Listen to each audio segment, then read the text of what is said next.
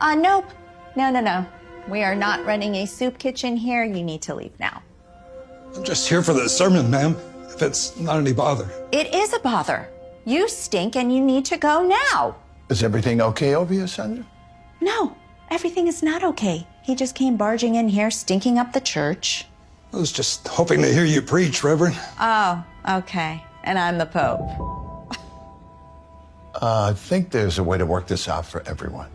Don't tell me you're actually falling for this act, Reverend. Act? Just 2 weeks ago, the church down by Oak Ridge was vandalized and robbed by street thugs posing as worshipers. I'm telling you, this guy is nothing but trouble.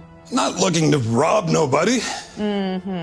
Sandra, this man has just as much of a right to be here as you do. Really? Did he donate thousands of dollars to help fix the church roof?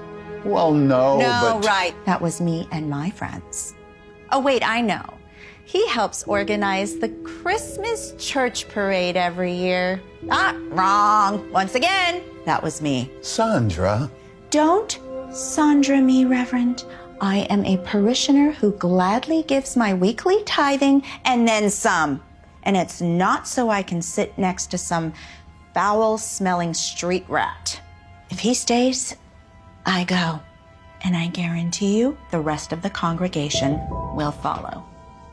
It's okay, Reverend. I didn't mean to cause any trouble. I'll just be on my way. Go on. You think I could borrow this? I promised to bring it back. Go right ahead. Thank you, Reverend. You know he's just going to end up selling that, right?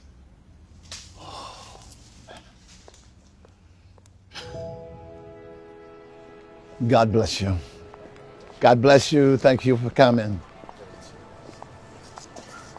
Spare some change. Spare some food. Get a job.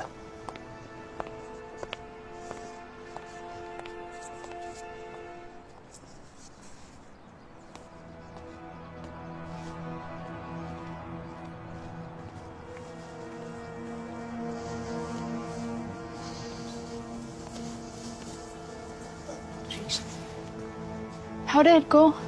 Did you get us some food? How about medicine? I'm sorry, everyone. I didn't get any food or supplies today, We appreciate you trying. but I didn't come back empty-handed. You said you wanted to hear a sermon, and by gosh, you're getting a sermon.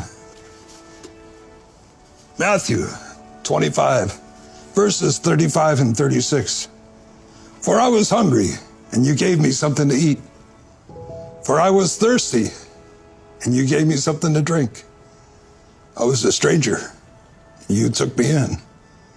I needed clothes, and you clothed me. I was sick, and you looked after me. I was in prison. You came to visit me.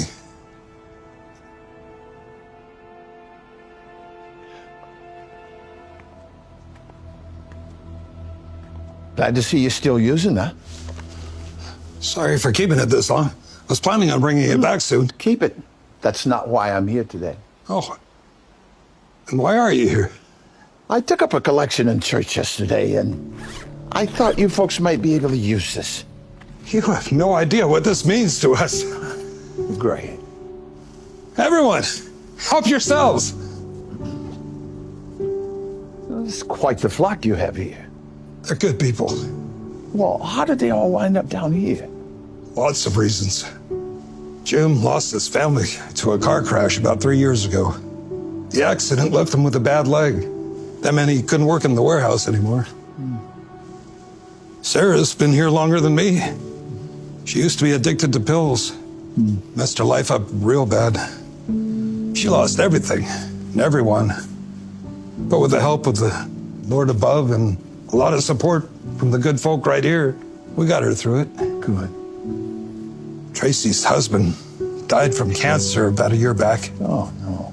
She went broke trying to keep up with the hospital bills, which, along with losing her husband, put her into a deep depression. She lost her job, friends, and eventually her house. We're doing what we can to help bring her back from the darkness. You know, I had no idea that so many people living so close to my church had such needs. It's not your fault, Reverend. We try to keep out of sight around this place. Neither the people nor the cops around here take kindly to us.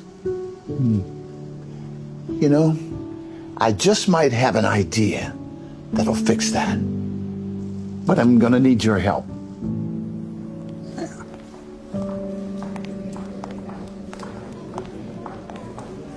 You! What are you doing here? I already explained to you last week that you can't be here. No, Sandra. These are my guests. What? You invited them? Why? Because it was the right thing to do. No, it's dangerous, is what it is. No. These are good people. Just like you. And like you. They want to hear the word of the Lord. And who are we to deny them? This is outrageous, Reverend. What has gotten into you? A good friend of mine reminded me of Matthew 25:35. He said, "For I was hungry, and you gave me food. For I was thirsty, and you gave me something to drink. For I was a stranger, and you took me in." And that verse is about compassion for strangers in need. And I know this community has compassion. Just last week, I asked all of you to donate clothing, food, and medical supplies for those who are in need. And you happily delivered. So look around. These are all the people that your donations helped. But I ask, why should our charity and goodwill end here? We are able to donate food and clothing to these good people, but we can't share our pews with them. For too long, we've ignored the suffering of our fellow community members. We've shunned them, forced them into the shadows so that we can pretend that they don't exist. I say no more. Amen.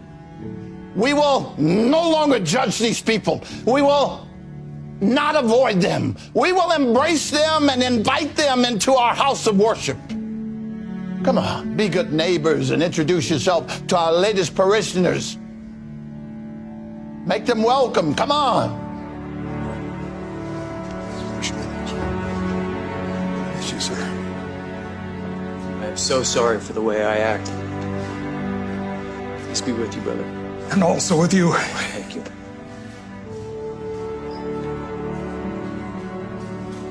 I'm sorry, too. Maybe we could start over? Thank you.